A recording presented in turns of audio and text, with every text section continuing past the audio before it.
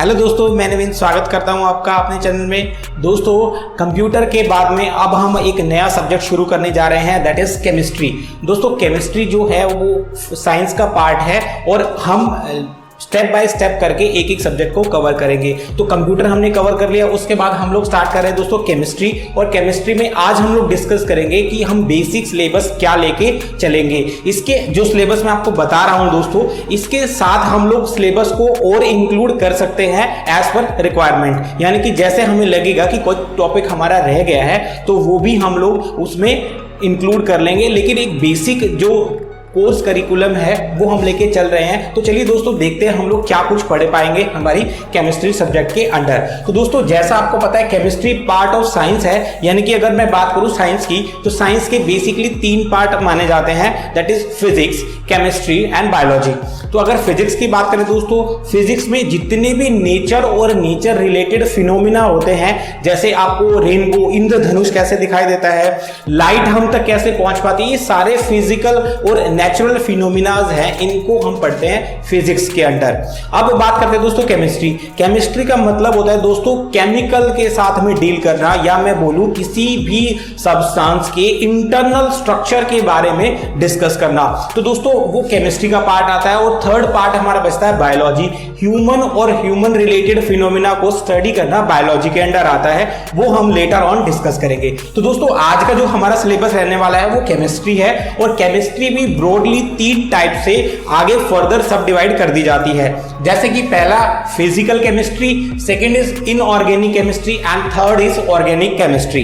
तो दोस्तों हम लोग फिजिकल केमिस्ट्री के अंडर कुछ जो बेसिक चैप्टर्स है जिनको हम लोग कवर करेंगे, दैट इज मैटर। मैटर दोस्तों अपने आप में एक डिटेल्ड चैप्टर है।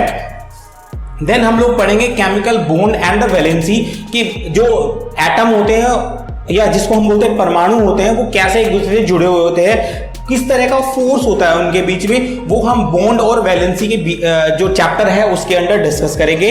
और फिर हम लोग मूव करेंगे चेंज इन स्टेट। यहाँ पे मैटर में हम स्टेट्स के बारे में डिस्कस करेंगे, और उसको अगर हमें एक स्टेट को दूसरे स्टेट ऑफ मैटर में चेंज करना है तो हम लोग डिस्कस करेंगे चेंज इन स्टेट, या स्टेट ऑफ मैटर के अंडर हम लोग उसको पढ़ेंगे।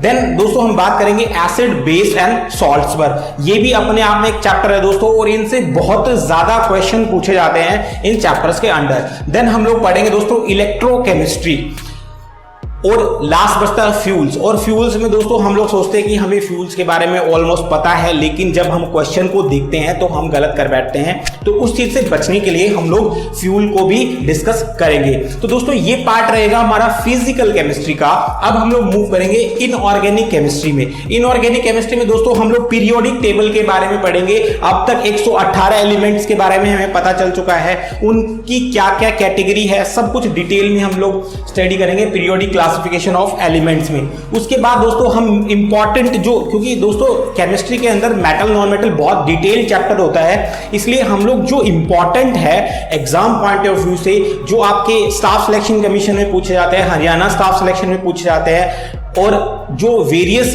टेक्निकल एग्जाम होते हैं उनमें भी पूछे जाते हैं। और सबसे बड़ी बात, रेलवे में सबसे ज्यादा जो पोर्शन कवर किया जाता है एग्जाम का, वो दोस्तों अकेला साइंस, यानी कि मैं बोलूं फिजिक्स, केमिस्ट्री और बायोलॉजी मिलके करते हैं। तो दोस्तों इन सब्जेक्ट्स को हम लाइटली नहीं ले सकते।